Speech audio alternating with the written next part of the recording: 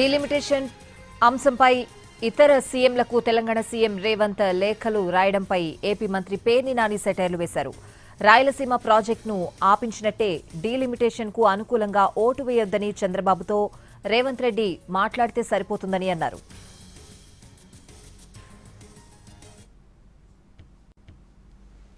Press meet కూడా పెట్టారు.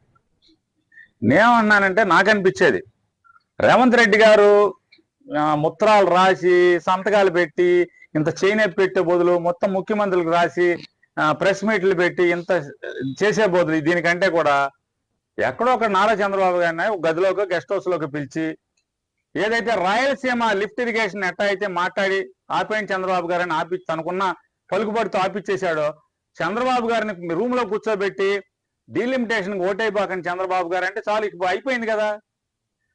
ఇంతమంది ముఖ్యమంత్రుల దగ్గరికి మన కర్ణాటక వాడికి రాసి, కేరళ వాడికి రాసి, మహారాష్ట్ర వాడికి రాసి, తమిళనాడు వాడికి రాసి, ఆంధ్ర వాడికి రాసి, అన్ని పార్టీల వాళ్ళకి రాసి ప్రెస్ మీట్లు పెట్టి ఏం తిరగాల్సిన అవసరం లేదు.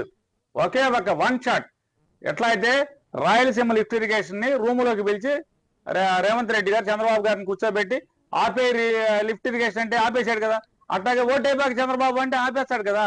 ఇంత చిన్న విషయాన్ని ఆయన మర్చిపోయి ఈ లెటర్లు ఇదంతా అనవసరం అని నాకు అనిపించేది.